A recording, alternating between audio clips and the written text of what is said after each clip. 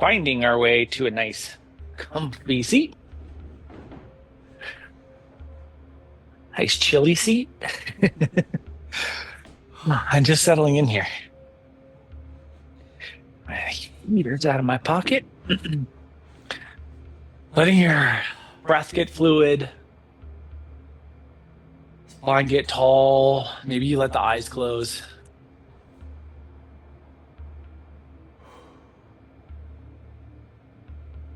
Certainly we allow some of the day's baggage, of the day's stress to just release and let it find a home somewhere beyond the mat, knowing that we can go pick that up anytime we want after practice.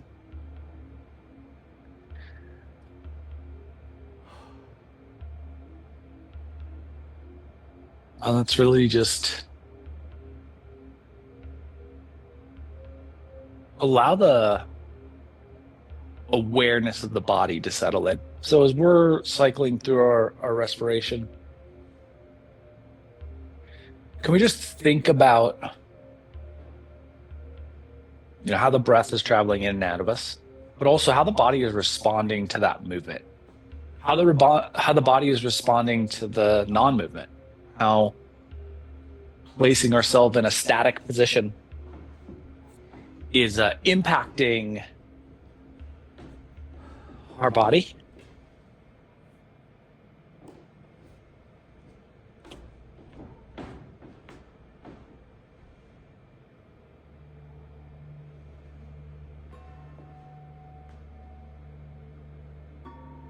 And how each cycle of breath is impacting the way that our body is being impacted by both our breath and the shape that we're in. Now let's just give ourselves just 30 more seconds here, just to feel into that.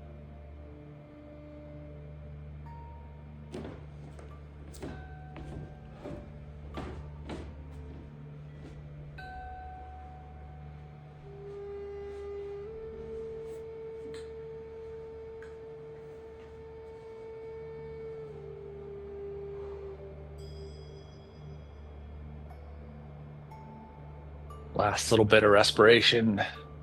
Maybe we let the eyes open if they're closed. And let's feel the sacrum settle as we turn the palms down, wherever they are, just palms down. Turn our gaze over towards the left. And then inhale, you're going to take your chin up towards the ceiling and then drop it down to neutral. And then we'll exhale the chin over to the right. Inhale up and drop down.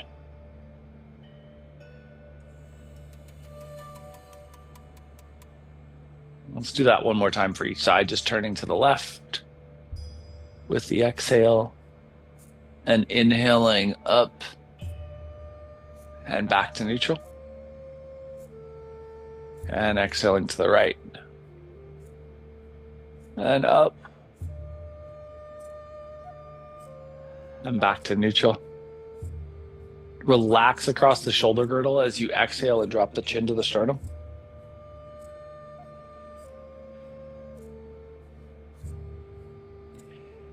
And then inhale your chin back to neutral. And relax across the shoulder girdle and exhale the chin to the sternum.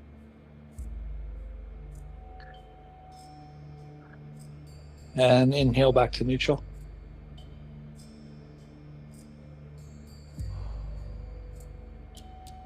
Settling a little bit more deeply into the sacral bowl here, really feeling that connection. And let's take both arms behind us. This can be at your side. This can be interlaced behind you. This can be palms towards the torso, towards the glutes, wherever it feels comfortable. And we're going to inhale and lift the chin and then retract the scapula. And then exhale and drop the chin to the sternum. Keep that scapular retraction. And as you get to the very bottom of this chin fold, can you find a little bit more room? And then we'll inhale and lift the chin to the ceiling or sky.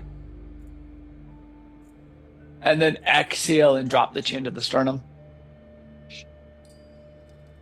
And let's do that 2 more times. So we inhaling and lifting, trying to find space in the shoulders. Exhaling and dropping, trying to find space in the shoulders. And one final time, same neck movement, same seeking of the shoulder space.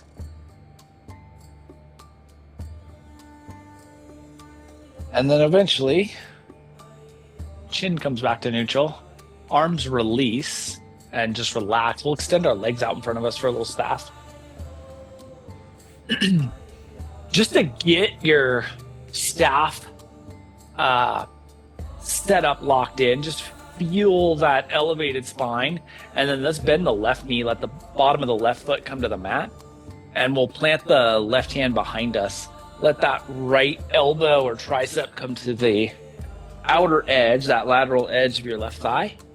And let's just offer a nice little rotation here.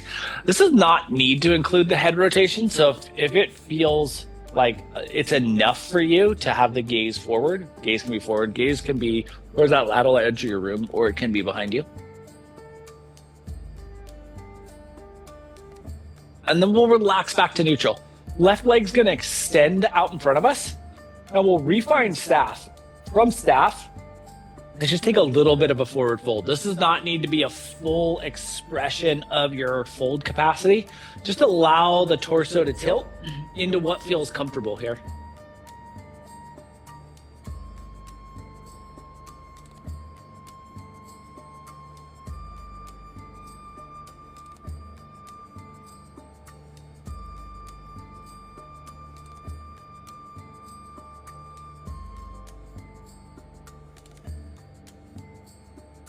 And then let's walk our spine back to vertical. Reconnect with that upward, upright energy of the torso, and then we'll bend the right knee. Right hand comes down behind us, left tricep or elbow to the outer edge of that right thigh, and then we offer the twist. Again, this does not need to be a full rotation. This is just a rotation that feels available to us at the beginning of practice.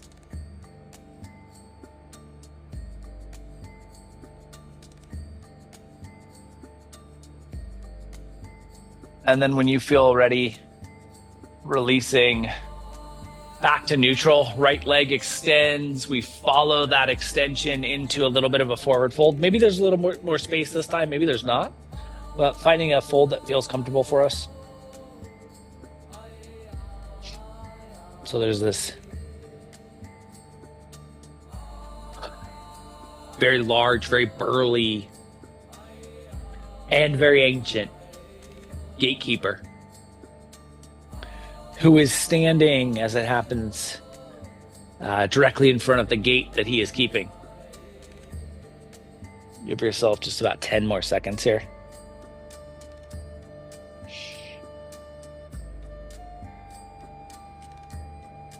And then when it feels appropriate for you, we're going to walk ourselves back up into a seat, into staff. And we'll bend both knees. With the knees bent, we're going to look for a place where we can kind of balance on the heels, so on that calcaneus bone. And we then have some responsibility of our shape that transfers into our core as we lean back. You could also take some of that responsibility off by placing the hands on the legs, but let's lean back until we feel the core activate. And then if you want to take some pressure off, you can use that leg grip with the hands. Activating the core here. And then we're gonna, with the core activated, just rotate our body to the left. Hands can be at heart center here. They can be on the legs. They can also still be gripping the legs, right? So wherever feels most appropriate for us is a perfect spot. And then we're going to come back to neutral. Feel the sit bones balance equivalently. And then we'll do the same thing to the right side. Just a little rotation. Again, hands can stay on the legs. They can be on the outer edge, lateral edge, or they can be at heart center. And then when you feel balance left or right, when the core feels like it's had enough, coming back to neutral, one more time, extending the legs and following that forward into fold.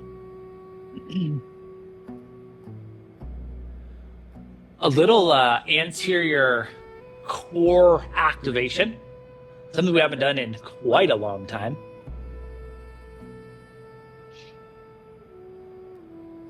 See if as you then take that anterior activation into a posterior chain expansion, if we can use some of that anterior space to find a little bit more room in our fold. And we'll give ourselves just 30 more seconds here. This gatekeeper, ancient as he is, has been doing this gatekeeping duty for his whole adult life. Prior to that, his father was the gatekeeper of this gate. And prior to that, his father's father was the gatekeeper of this gate. As far as they know, the lineage goes back as far as they can trace it. They've always been the keeper of this gate, and it's a very important duty. When it feels appropriate, let's bring our torso back to vertical staff, and we'll transition to hands and knees tabletop. We're going to get back into that seated position probably a couple times during practice, so just kind of give yourself that memory of how that felt. And then let's splay our fingers out nice and wide and curl our toes underneath us, and we'll roll right back into a down dog. As we get back into down dog, explore this a little bit. Play with the depth that your hips are getting into.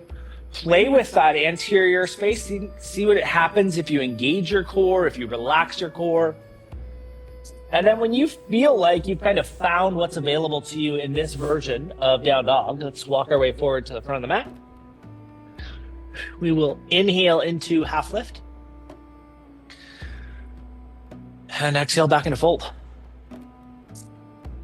So we drop into that fold space. Just let your entire body relax. Think about pulling the belt line up towards the ceiling and let the head get a little bit further into our fold.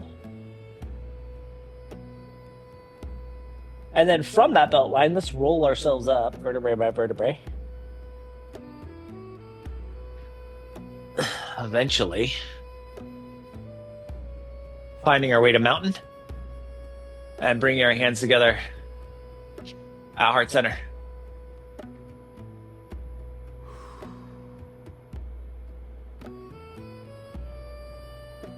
Relax across the shoulder girdle.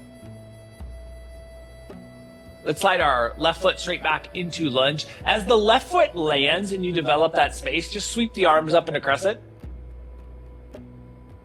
Think about the vertical torso. Think about the core engagement. And then we'll drop our hands to heart center and return to the front of the mat.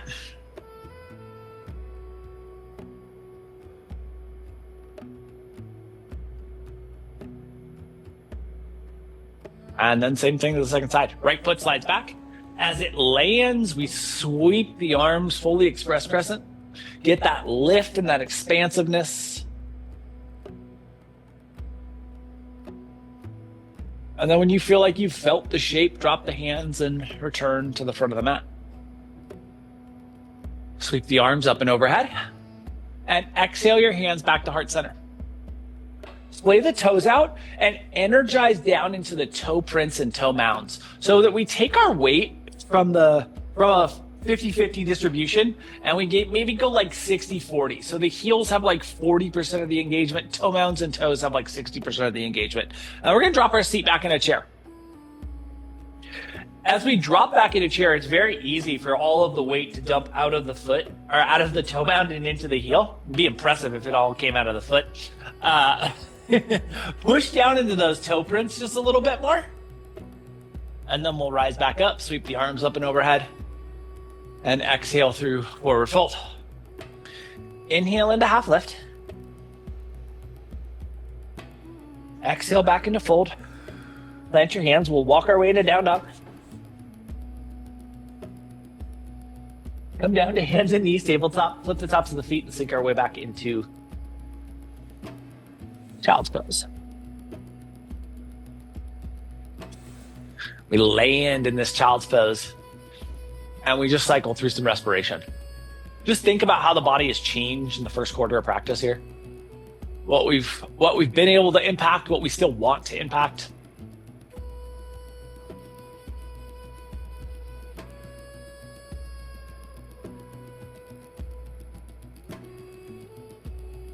There are countless tales about the horrors that are kept behind this gate. It is said that anyone who experiences the darkness behind this gate instantly goes mad. And so the communities surrounding this area have always made sure that the gatekeeper is well taken care of, that their family is supported, and that they are always on duty.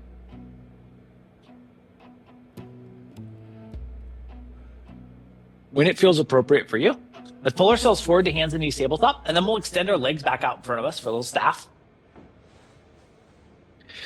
And just connect with your staff, and then we're going to bend our knees once again, letting the feet come to rest on the calcaneus bone and splaying the toes out.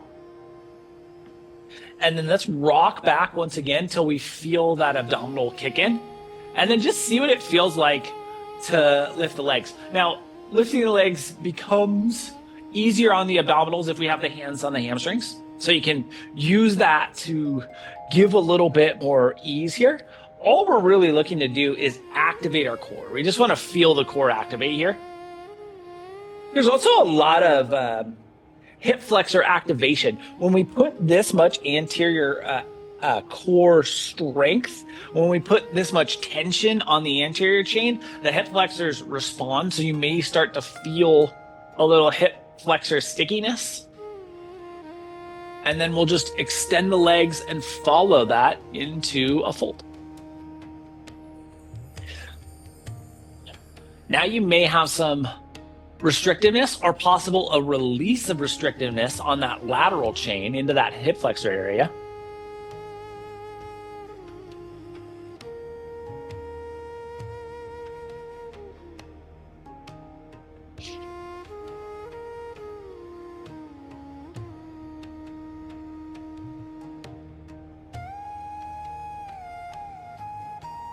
We'll give ourselves just about 40 more seconds here, just to feel a little forward fold. Try to make try to have enough knee bend that the forward fold feels a bit rejuvenating. Almost like it is an extension of our child's pose, which I know can sound ridiculous. But if we put enough knee bend in, we should be able to find that. And then when it feels appropriate for you, let's bring ourselves back to staff. And we're going to bend the knees. And this time, let the feet come flat on our mat. Left hand's going to come behind us. And the right hand is either going to come on the lateral edge of the left thigh, or it can be down near the hip on the mat. Feet are anchored here, so we're not putting the pressure on the abdominals. This is an abdominal free rotation. Not truly abdominal free, but looking for lumbar rotation, deep twisting lumbar rotation. And then we'll come back to neutral. And then we'll do the same thing to the second side. So right hand behind us, left hand either on the right thigh or down on the mat near the right hip.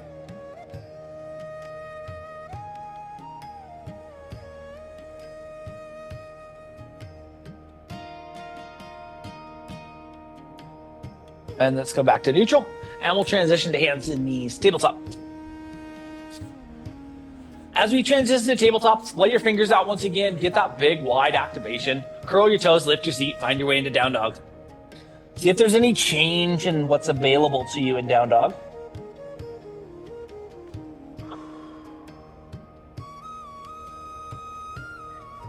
And then eventually, when it feels appropriate, let's walk our way forward into fold.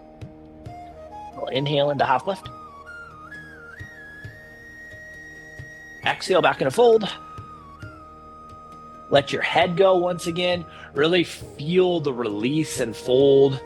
Try to accentuate as much of that folding capacity as is possible. Then we'll drift our awareness to our sacrum and roll ourselves up nice and slowly, vertebrae by vertebrae. Eventually coming to mountain and bring your hands together, heart center. Let's slide our left foot straight back into lunge. And then as we land that left foot, ground your left heel and roll to 2. Feel the big, wide expansiveness as we blossom out. And think about the verticality of our torso here. And then we're gonna slide back into our right hamstring. So we straighten that right hamstring out and just turn your right toes so they mirror the left. So now we just have a big, wide stance. And we'll take our arms out wide once again. We're setting up for a traditional, an original triangle shape here, right? And then we'll bring our hands together, heart center. And with the hands at heart center, let's just take a half fold. So we extend out. When we have the legs wide, it's super easy for the glutes to push back. And that happens if the weight goes from the toe mounds to the heels once again. So push down into those toe mounds and toe prints and keep the weight kind of nose centered here. Hands can stay at heart center, or they can reach towards the floor, either mid or wide, whatever feels appropriate for you. And then we'll just release ourselves completely into a fold.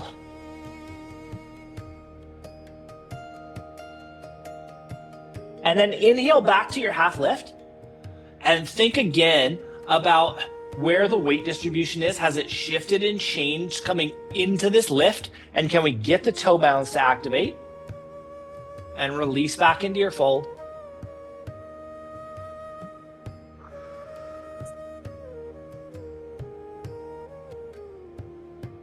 And then we'll half lift. And then we'll full lift. A lot of hamstring, a lot of core strength, a lot of lumbar strength as we come up. Then turn your right toes to face the front of the room. Rebend the front knee to get back into warrior 2. Blossom the arms out wide. Left heel spins up, we're into crescent. We'll drop the hands and step to the front of the mat. Land, breathe, relax. Feel your body kind of reacclimate here. And we'll do this to side 2. So right foot's gonna slide straight back. Right heel grounds, we roll to 2. We feel the verticality of the torso here. And then we'll slide back into the left hamstring, and then we'll turn that left toe to mirror the right. Arms are out wide here, so we kind of feel the hip flexor in tension. We feel the hamstring in tension. We're strong in the toe mounts. Bring your hands together, heart center. And we're gonna half fold. Once you get into your half fold, you can keep the hands at heart center. You can take the hands out wide. You can take the hands straight down. Whatever feels most impactful for you. And then we're gonna release ourselves into the fold.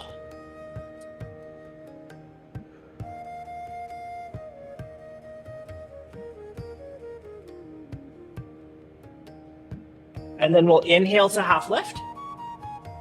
Think about the distribution of weight in the feet. Think about the toe mounds being active. We're not letting the weight push into the glutes. We're staying strong. That anterior tibialis on both legs active on the front of the shins. Relax your way back into fold.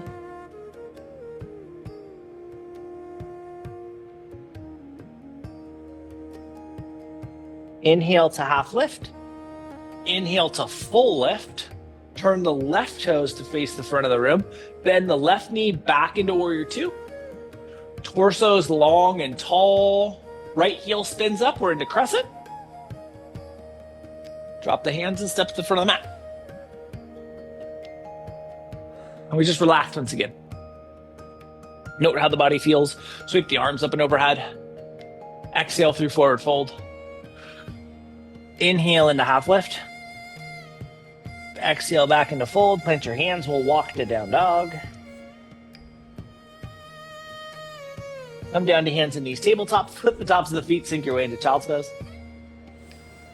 Relax all the way back into child's pose and just breathe here.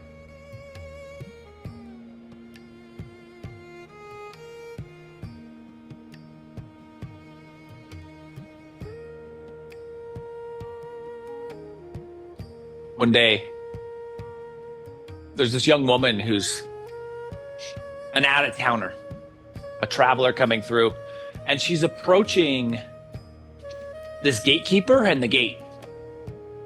This is a very mountainous region. There's not a lot going on in this area. And so as she approaches, the gatekeeper is on edge. Not often he sees strangers. Not often he sees people at all. He instinctively covers the key ring that holds the key to this gate. It is a key ring with a single key, but it is a key ring nonetheless, and it is attached to his belt. His hand, one hand goes to that, the other hand goes to his sword as this small woman approaches. And she's just as curious about running into someone out in the middle of the mountains as he is running into a stranger. When it feels appropriate, as it feels appropriate, let's pull ourselves forward to hands and knees tabletop, or pull ourselves forward, press to hands and knees tabletop, and then extend our legs out in front of us again for staff. From staff, we'll bend the knees. We'll lean back until the abdominals kick in, and then we'll lift the feet once again. Hands can be underneath the hamstrings, or they don't have to be. And we're just trying to get a little bit more width across the shoulder girdle this time. It's very easy to round in here. Really think about wide shoulder girdle. And then extend your right leg out in front of you. Left knee stays bent. And then we're going to switch. Right knee bends, left leg extends. And then back to both knees bent. Let both feet come down and let the toe mounds connect. Left hand behind you, right hand either to the left thigh or the mat near the hip. Note how the hip flexor is responding here. Back to neutral. This time the legs are going to extend and we're going to go to a forward fold. Goal here is to let that hip flexor musculature get a little length and a little relaxation.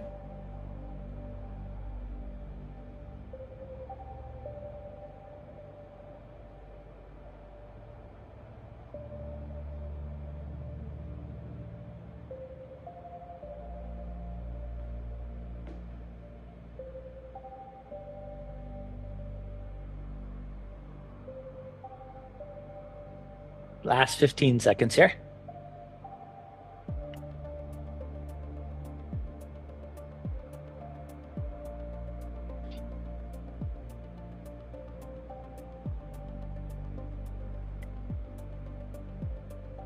We'll bring ourselves up to a staff position. Knees bend. Balance on the heels. Feet lift. Find your core activation. Find that sacral balance. And get the width across the shoulder girdle. Left foot's going to extend. Right knee stays bent. Then we switch. Right leg extends. Then we switch. Left leg extends. Switch. Right leg extends. Both knees bent. Feet to the mat. Both toe mounds connect. Right hand behind you. Left hand to the right thigh or to the mat.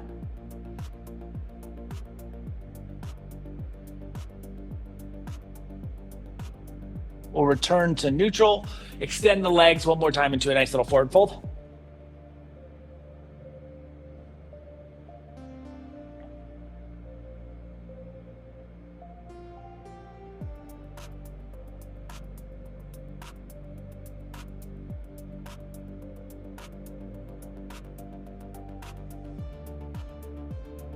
Give ourselves just 15 more seconds here.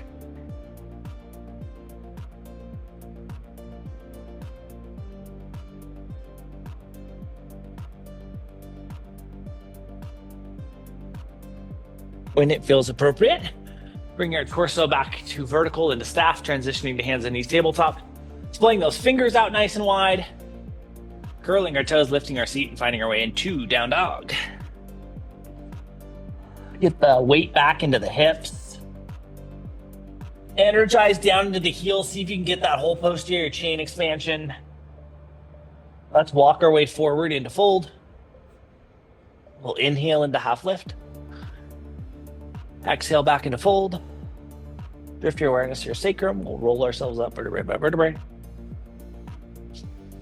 Finding mountain. Splaying the toes out wide. Feeling the feet get as wide and as connected as you can get them to the mat. And then let's slide our left foot straight back into lunge. We'll ground our left heel and roll to 2. Find that warrior 2 energy. Arms expand out wide. Slide back into your right hamstring. Turn the right toes to mirror the left.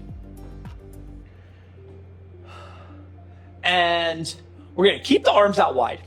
Right hand is going to head down towards our lateral edge of the right foot. It can also come to the medial edge. So whatever feels most practical for you here, whether we're on that shin, we really want to make sure toe mounds are holding the weight here. So we're not in the heel. We're not dumping all the weight to the back of the knee. We're strong in that toe mound for a little traditional, original triangle. And then we'll draw ourselves back up. Bring our hands together at heart center. We're going to do the same thing to side 2, but we're going to do it with hands at heart center. So there's not hands involved. Splay the toes out wide, get that toe strength, and then squeeze the glutes a little bit more. That may bring more pressure into the hip flexors. This is a hip flexor heavy shape, but we're just going to tilt our way back to this version of triangle, right? If we reach down, we would be in this original triangle. Hands are here at heart center. A little bit more lateral space, I think, when we have the hands. We're not worried about the hamstring expansion as much. We'll come back to neutral. Turn the right toes to face the front of your room. Bend the right knee and blossom back into warrior 2. Left heel spins up when we're into crescent. Drop the hands and step to the front of the mat. Nice work. Those are big, expansive shapes. Let your body just acclimate a little bit here.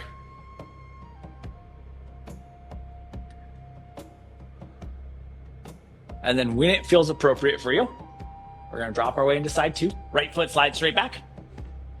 Right heel grounds. We blossom into our warrior 2. We get the torso vertical. We feel the space. Then the left hamstring slides back. We turn the left toes to mirror the right. We keep the hands out wide. Stay with that width. When it feels appropriate for you, we're going to start to tilt our way into this little traditional triangle. Hand coming down towards the medial or lateral edge of that left foot.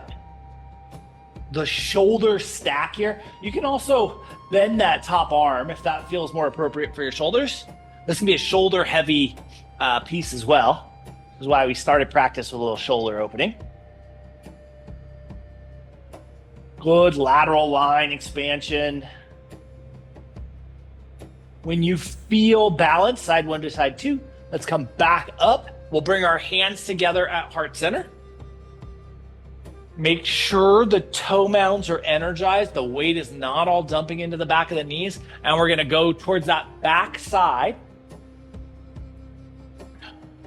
Same shape, just hands at heart center. A little bit more lateral expansion awareness, I think.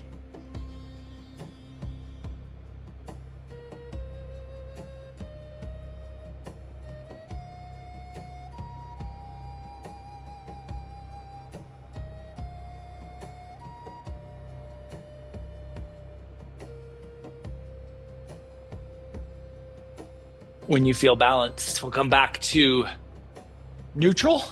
Turn those left toes to face the front of your room. Bend your left knee, blossom out into warrior two. Right heel spins up or into crescent. Drop the hands and we'll step to the front of the mat. Big, expansive space. Feel the hip room here. We'll sweep the arms up and overhead. Exhale through forward fold. Inhale into half lift. Exhale back into fold. Plant your hands. We'll walk our way into down dog. Pedal this out a little bit. Really express that hamstring space, that calf space. Eventually coming down to hands and knees tabletop, flipping the tops of the feet and sinking our way back into child's pose. Landing and breathing into your child's pose. Really appreciating how the lumbar feels, how the hips feel. Posterior chain, anterior chain, relaxing here.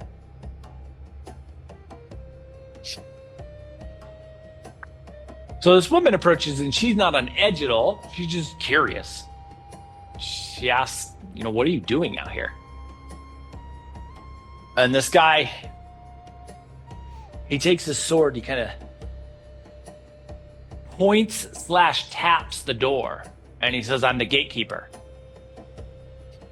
And that's all he says. And she kind of giggles and she's like, the gatekeeper of what? And the gatekeeper is like, and he taps the door to this gate again. She says, but why? And he says, he goes through a thing that he's probably said 5,000 times in his life, maybe more. Behind this gate, you're a horse that humanity has never seen. There's a labyrinth. And just by looking at the labyrinth, anyone that comes across it instantly goes mad. And her eyes kind of get big and wide. And she says, well, what does it look like? And the gatekeeper gets a little annoyed at this point. Last 15 seconds here. He says, I just told you that anyone that looks at it goes instantly mad. Of course, I haven't looked at it. When it feels appropriate for you, let's pull ourselves forward to hands on knees tabletop. And we'll extend our legs out in front of us for a little staff. Let's bend the knees once again. So we come resting on the calcaneus bone, the heels. And then lift or rock back until the abdominals feel, let the legs lift off the mat. Now let's extend both legs out in front of us and just feel a little core activation here. And splay the toes out nice and wide. And then we'll bend both knees and let the feet come down to the mat. Take your left hand behind you, right hand either to the right thigh or to the mat for a rotation.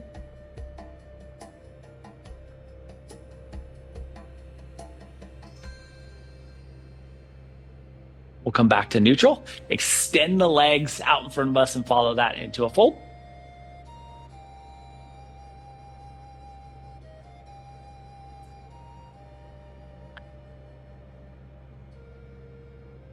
And she says, well, how do you know it's there then?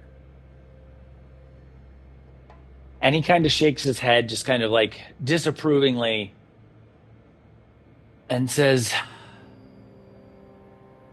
I know it's there because I can hear the horrible things behind this door.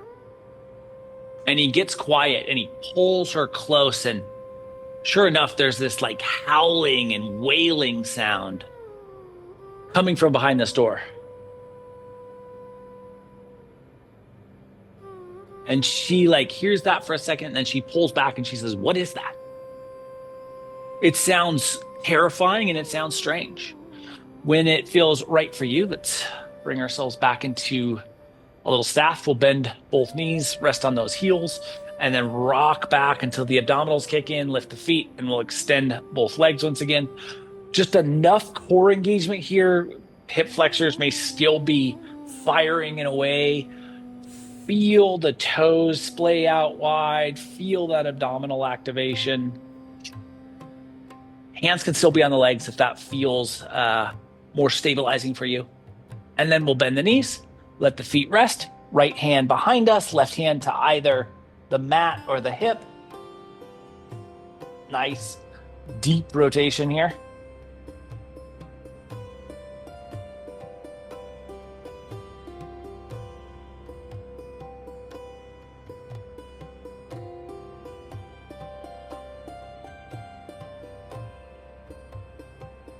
We'll come back to neutral. When you feel balanced, extend the legs one more time and follow that forward fold, forward into a fold one more time.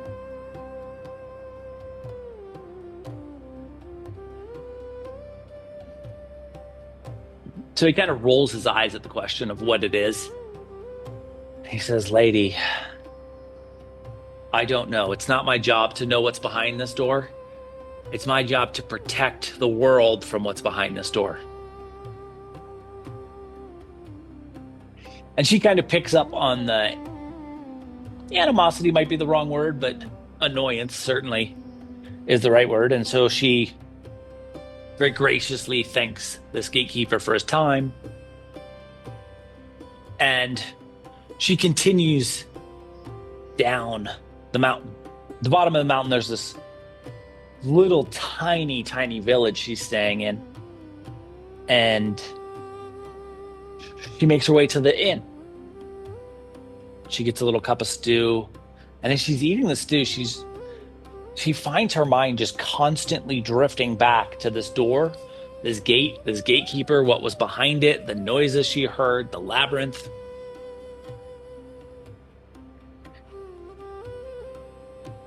She eventually goes up to her room. Last 25 seconds here. When she gets into her room, she shuts out the light. She gets into bed and she's just staring into the darkness, and she's replaying that sound that she heard. And she's thinking about all the possible things it could be. She's thinking about this labyrinth. And she's also thinking about, like, what's at the center of this labyrinth? What happens if you don't go mad in this labyrinth? What happens if you conquer the labyrinth? When it feels appropriate, let's bring ourselves back up to vertical, and then we are headed onto our back for some much deserved supported neutrality here. Really let your body absorb this neutrality.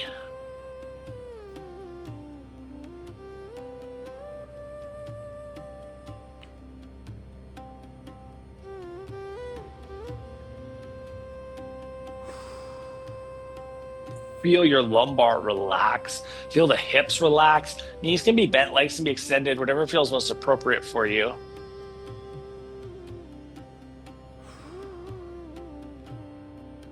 We'll give ourselves just about 15 more seconds just to really feel into this.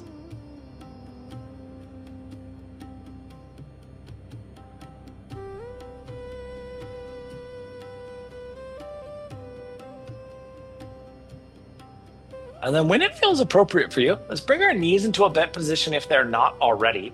And then we're going to let the bottoms of the feet come together and the knees fall out wide. Try to relax the lumbar as this happens. There's a natural accentuation of the extension arc of your lumbar spine when we go into an external hip rotation. But we've also done a pretty good job of opening up hip space and worked on the posterior chain quite a bit. So see how neutral you can keep your lumbar spine.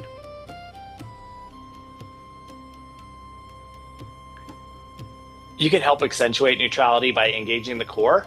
Don't over-engage the core here. This should be some unwinding and some releasing. See how little effort you can use while still creating a neutral lumbar spine.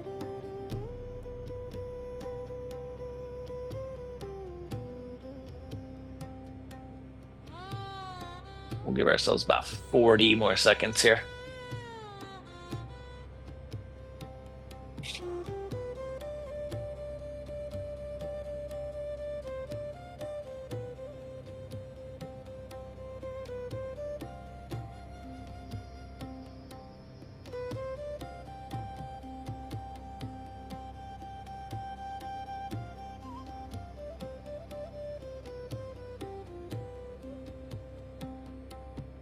Last 10 seconds.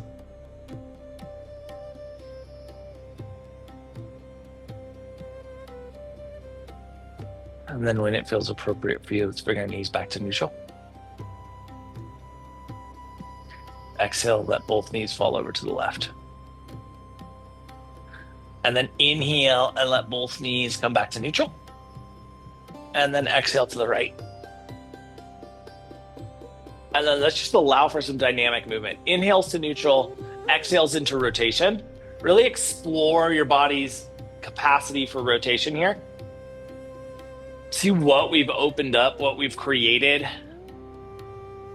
what is possible within you now.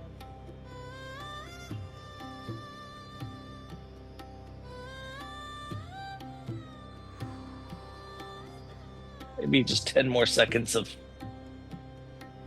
exploring here. And then the next time that our knees come to the left, let's let them settle there. Let's let the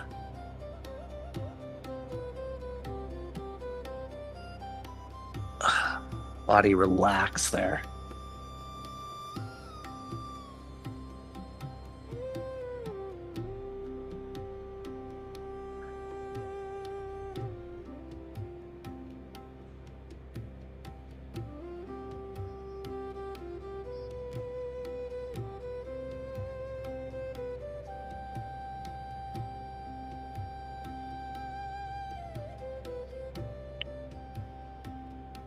So she's just thinking this over and over again.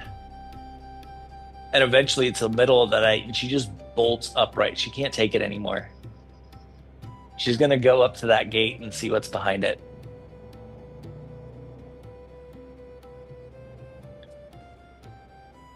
When it feels appropriate, let's bring our knees back to neutral. And then we'll let the knees fall over to the second side, the right side. So she marches her way back up the mountain, middle of the night, darkness.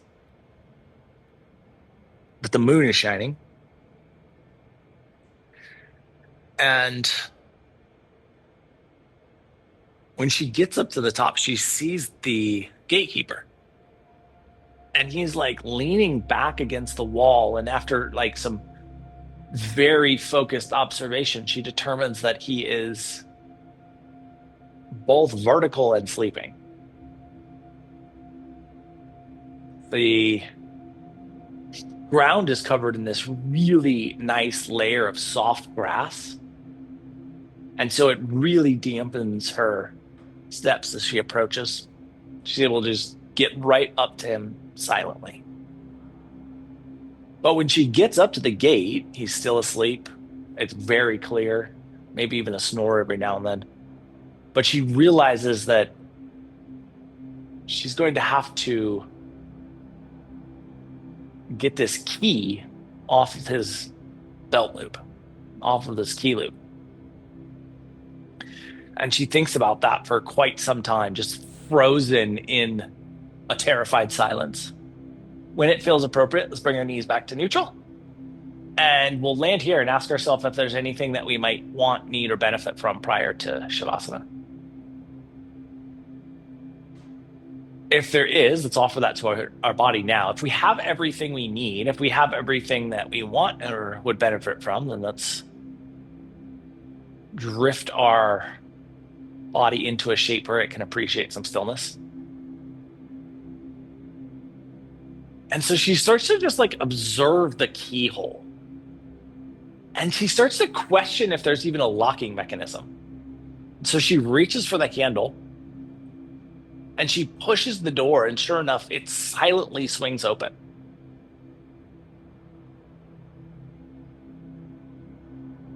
And she sees what's inside, and it is not a labyrinth. It is a straight tunnel to what is very clearly a moonlit other side. Just fully, deeply, and completely drifting into your version of Shavasana here.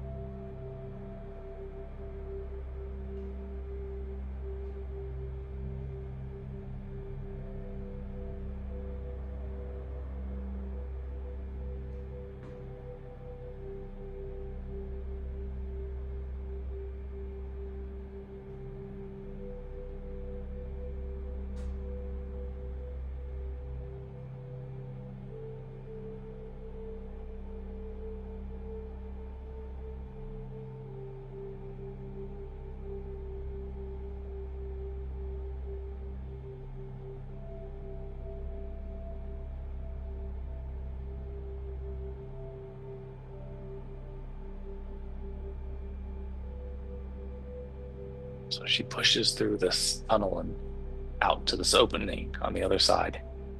And it is this beautiful meadow surrounded by mountains. It's almost like no one has ever been here before. The middle of this meadow, there's this bubbling spring and there are fruit trees. And she just spends the entire night in this moon-soaked meadow. As the sun comes up, she goes back down the corridor and opens this huge door. And as she does this, she meets eyes with the gatekeeper whose heart nearly explodes.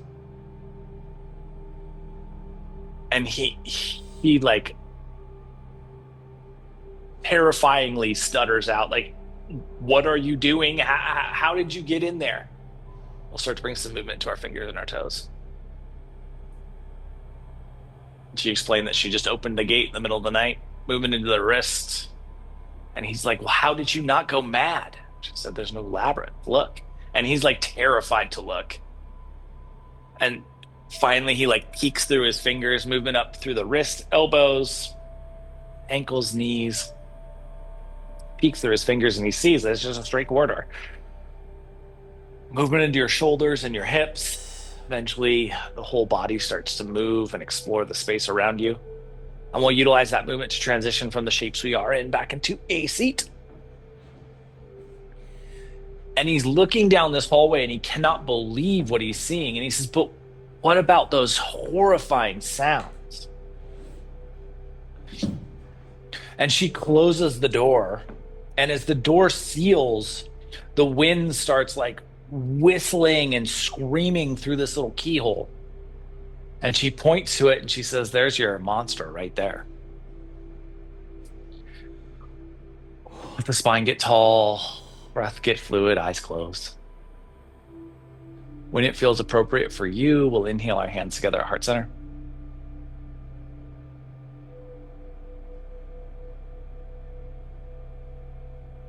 Over the course of the next 7 days, can you remind yourself that believing is the lock that keeps the door closed, and seeking is the key that finds what is, and see how that impacts your experience. Thank you so much for being a part of this evening's practice and for being you. Namaste.